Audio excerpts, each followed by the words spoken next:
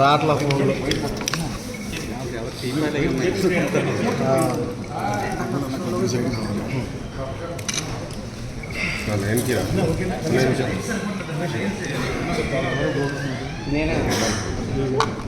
ఎన్నున్నాయి మీరు ఎదరకొచ్చండి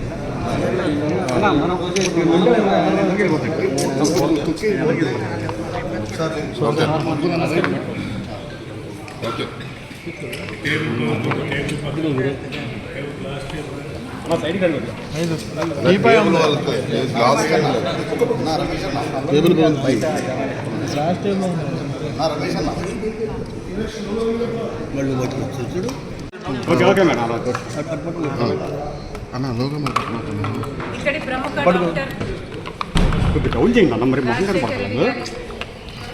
ఎంతో ఆప్తుడు రాజశేఖర రెడ్డి గారి కుటుంబంలా భావించిన దుత్త రామచంద్రరావు ఇంటికి రావడం జరిగింది. ఆయన ఆశీస్సులు తీసుకోవడం జరిగింది. ఆయన కూడా మనస్ఫూర్తిగా రాజశేఖర రెడ్డి బిడ్డని ఆశీర్వదించారు. అమ్మ మీకు అండగా నిలబడతాం, మా సపోర్ట్ మీకు ఎప్పుడూ ఉంటుంది అని ధైర్యం చెప్పారు. మంచి పని చేస్తున్నావు తల్లి, కంటిన్యూ చేయని ఆశీర్వదించారు.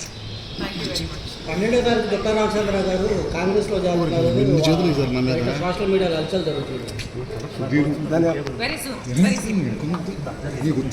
జాయిన్ అవుతున్నారు.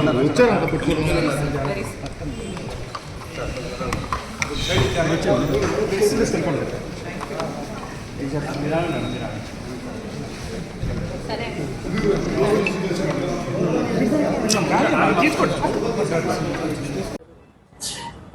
వేదిక మీద ముఖ్యమంత్రిగా ఉన్న జగనన్న గారు చేసిన వ్యాఖ్య కాంగ్రెస్ పార్టీ ఆంధ్రప్రదేశ్ను చీల్చింది, నా కుటుంబాన్ని చీల్చింది, దేవుడే గుణపాఠం చెప్తాడు అని పెద్ద పెద్ద మాటలు మాట్లాడారు. నిజానికి ఆంధ్రప్రదేశ్ రాష్ట్రం ఇలా అభివృద్ధి లేకుండా ఇంత దయనీయ స్థితిలో ఉంది అంటే దానికి కారణం ముందు 5 సంవత్సరాలు ముఖ్యమంత్రిగా ఉన్న చంద్రబాబు గారు, ఇప్పుడు 5 సంవత్సరాలు ముఖ్యమంత్రిగా ఉన్న జగనన్న గారు. ఈరోజు రాజశేఖర రెడ్డి గారి కుటుంబం చీలింది అంటే అది చేతులా చేసుకున్నది జగనన్న గారు.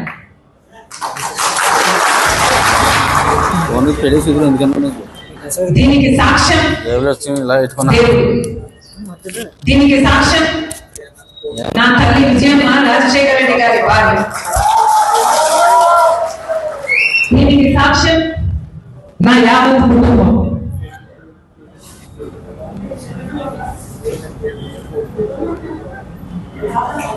జగన్మోహన్ రెడ్డి గారి పార్టీ ఇబ్బందుల్లో ఉంటే 18 మంది ఎమ్మెల్యేలు ఆ రోజు రాజీనామాలు చేసి జగనన్న వైపు నిలబడితే వాళ్ళను మంత్రులను చేస్తానన్నాడు జగన్. ఈరోజు వాళ్ళలో ఎంతమంది మంత్రులుగా ఉన్నారు? వాళ్ళు రాజీనామాలు చేస్తే అమ్మా నేను వాళ్ళ కోసం తిరిగాను, వాళ్ళ గెలుపుకు పాటుపడ్డారు, వాళ్ళను గెలిపించారు. ఆ తర్వాత వైసీపీ పార్టీ ఇబ్బందుల్లో ఉంది అని నన్ను పాదయాత్ర చేయమంటే నా ఇంటిని వాటిని అన్ని పక్కన పెట్టి నా బిడ్డల్ని సైతం కాదనుకుని ఎండనగా వాననగా వేల కిలోమీటర్లు నెలల తరబడి రోడ్డు మీదనే పడుకుని 3200 కిలోమీటర్లు పాదయాత్ర చేసింది రాజశేఖర రెడ్డి.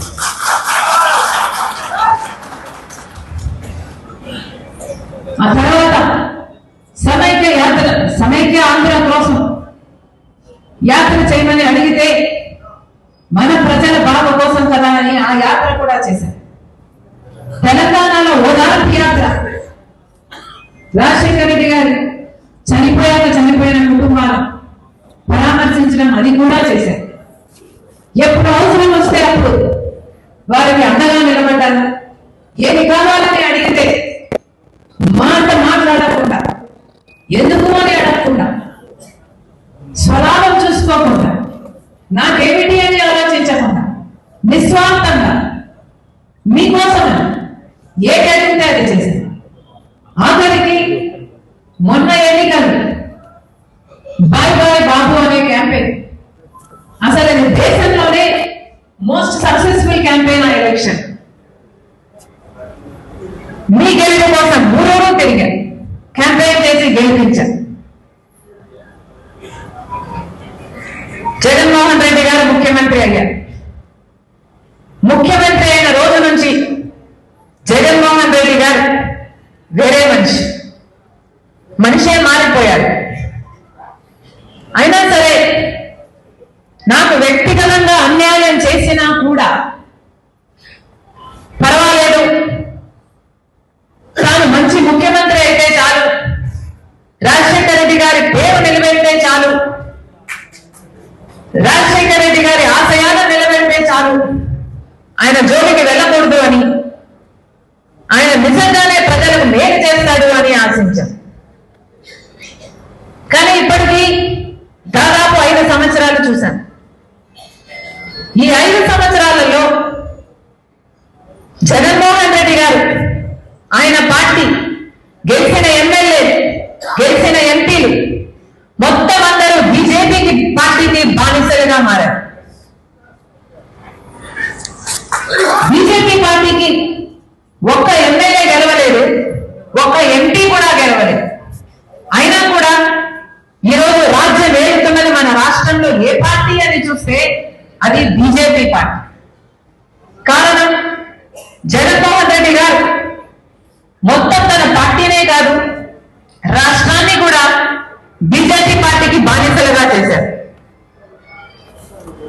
కాంగ్రెస్ పార్టీ 5 సంవత్సరాలు స్పెషల్ స్టేటస్ అంటే చంద్రబాబు గారు లేదు 10 సంవత్సరాలు కావాలి అన్న, బీజేపీ పార్టీ లేదు 10 సంవత్సరాలు ఇస్తాను అన్న. బీజేపీ పార్టీ ఇదే విధానంతో ఎలక్షన్ లో కూడా వెళ్ళదు. అప్పుడు చంద్రబాబు గారు చెప్పిన మాట లేదు, స్పెషల్ స్టేటస్ 15 సంవత్సరాలు కావాలి అన్న. నేను స్పెషల్ స్టేటస్ కోసమే బీజేపీతో పొత్తు పెట్టుకుంటున్నాను అన్నాడు.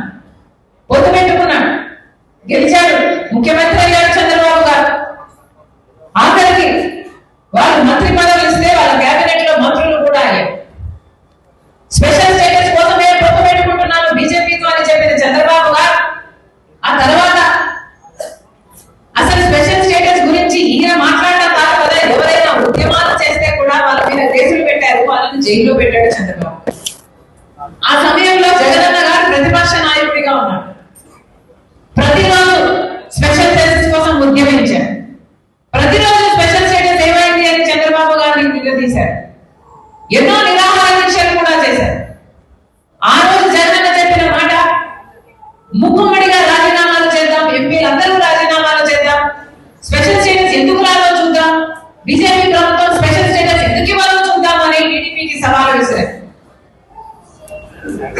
ఆ తర్వాత జగనన్న గారు ముఖ్యమంత్రి అయ్యారు. జగనన్న గారు ముఖ్యమంత్రి అయిన తర్వాత ఒక్కసారి కూడా స్పెషల్ స్టేటస్ కోసం నిజమైన ఉద్యమమే చేసింది లేదు.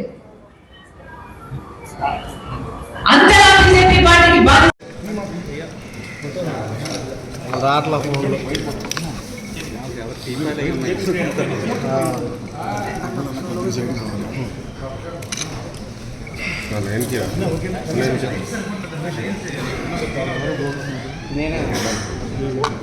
ఎన్నున్నాయి మీరు ఎదరకొచ్చండి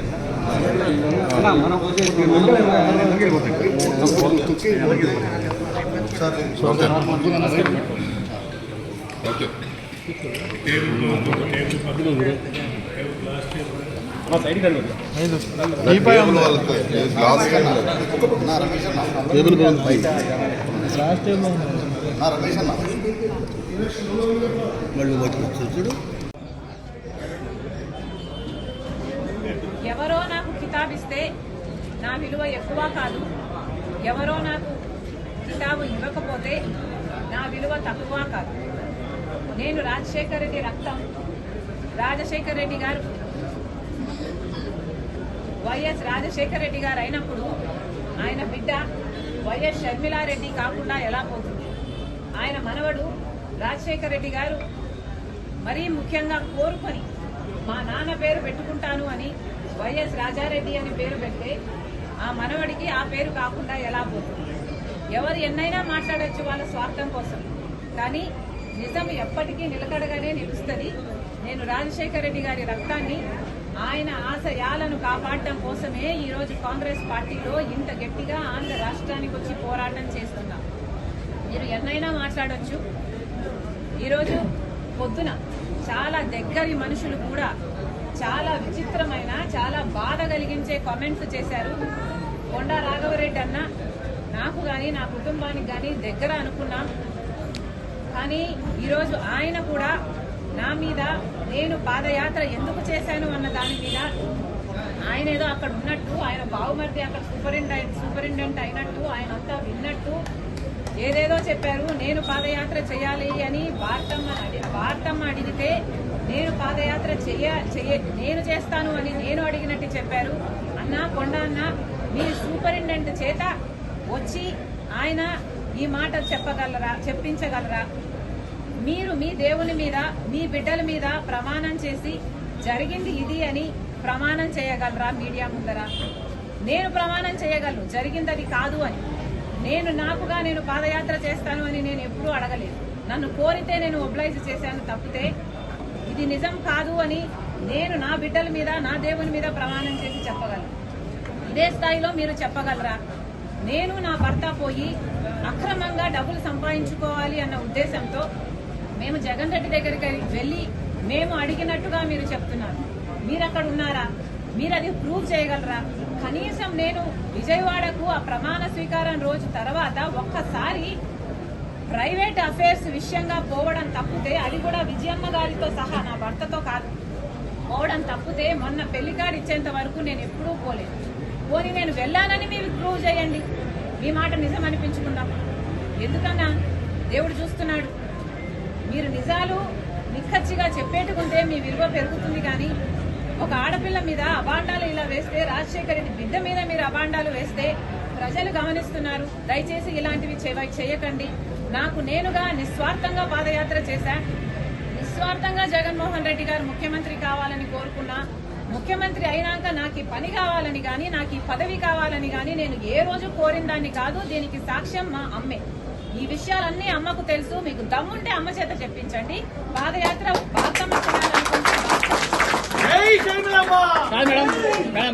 రాజ్యాంగాన్ని గౌరవించడము అంటే అది ఒక రోజుతో, ఒక జెండా ఎగరేయడంతో అయిపోయే పని కాదు. రాజ్యాంగాన్ని గౌరవించడం అంటే రాజ్యాంగంలో మన దేశంలో ఉన్న అన్ని కులాలను, అన్ని మతాలను, అన్ని వర్గాలను అందరినీ సమానంగా చూసి అందరినీ సమానంగా గౌరవించడమే కాకుండా బడుగు బలహీన వర్గాల ప్రోత్సాహం కోసం చేయాల్సిన కృషి ప్రభుత్వాలు చేయాలి. కానీ ఇటీవల కాలంలో నియంతల్లా మారిన రీజనల్ పార్టీ ప్రభుత్వాలు ఇవి అమల్లో పెట్టడం లేదు అన్నది స్పష్టంగా కనిపిస్తుంది. అంబేద్కర్ గారు దళితుల కోసం ఎంతగానో పోరాటాలు చేశారు. కానీ ఈరోజు అట్టడుగున ఉన్న ఆ బడుగు బలహీన వర్గాలకు న్యాయం జరగడం లేదు. ప్రభుత్వాలేమో పెద్ద పెద్ద స్టాచ్యూలు పెడుతున్నాయి, స్టాచ్యూ ఆఫ్ సోషల్ జస్టిస్ అంటున్నారు. కానీ నిజానికి చూస్తే సోషల్ జస్టిస్ సమాజంలో ఉందా అంటే లేదనే చెప్పాల్సి. గత 5 సంవత్సరాలుగా దళితుల మీద జరుగుతున్న దాడులు 100% పెరిగాయి. మరి దీనికి ప్రభుత్వం సమాధానం చెప్పాలి. దళితుల మీద జరుగుతున్న ఈ దాడులు ఎంత ఘోరంగా ఉన్నాయంటే ఎవరైనా ప్రశ్నిస్తే వాళ్ళను సవాలుగా చేసి డోర్ డెలివరీ చేసేంతగా అంత ఘోరంగా ఉన్నాయి. ఇంకెవరైనా ప్రశ్నిస్తే వాళ్ళ మీద కేసులు పెట్టడం, జైలుకి తీసుకెళ్లి వాళ్ళని జైల్లో పెట్టడం, వాళ్ళని ముందు కొట్టి అవమానించే పరిస్థితుల్లో ఉన్నాయి. ఇవన్నీ ఈ రాష్ట్రం కల్లారా చూసింది. కనీసం దళితులకు వాళ్ళకు కేటాయించిన ఎస్సీ ఎస్టీ సప్లాన్ నిధులు కూడా వాళ్ళ కోసం వాడటం జరగటం లేదు. మొత్తం అన్ని డైవర్ట్ చేస్తున్నారు. ఇష్టారాజ్యంగా పరిపాలన చేస్తున్నారు. ఇవన్నీ ఆగాలి. దళితులకే కాదు ప్రతి వర్గానికి చెందాల్సిన గౌరవం వారికి చెందాలి. ఇవన్నీ సాధ్యం కావాలి అంటే ఒక కాంగ్రెస్ పార్టీ వల్లనే సాధ్యం అవుతుంది. మరొకసారి ఎలక్షన్లు వస్తున్న వేళలో రాష్ట్ర ప్రజలందరికీ విన్నవించుకుంటున్నాం. కాంగ్రెస్ పార్టీ తరఫున ఈ 75వ గణతంత్ర దినోత్సవం సందర్భంగా ఆంధ్ర రాష్ట్ర ప్రజలందరూ కూడా మన జాతీయ జెండా సాక్షిగా ఒక ప్రమాణం చేయాలి. ఆ ప్రమాణము ఆంధ్ర రాష్ట్రానికి స్పెషల్ స్టేటస్ ఇవ్వని పార్టీలను సపోర్ట్ చేయమని, స్పెషల్ స్టేటస్ కోసం పోరాడని పార్టీలకు మేము మద్దతు ఇవ్వమని, మన రాష్ట్రానికి రావాల్సిన పోలవరం ప్రాజెక్టు కోసం కొట్లాడని పార్టీలకు మద్దతు ఇవ్వమని, మన బాగు గురించి మన రాజధాని గురించి ఆలోచన చేయని, స్వలాభం కోసం ప్రజల ప్రయోజనాలను తాకట్టు పెట్టే పార్టీలకు మద్దతు ఇవ్వబోమని జెండా సాక్షిగా ఆంధ్ర రాష్ట్ర ప్రజలు ప్రమాణం చేయాలని కాంగ్రెస్ పార్టీ మనస్ఫూర్తిగా ప్రార్థిస్తుంది.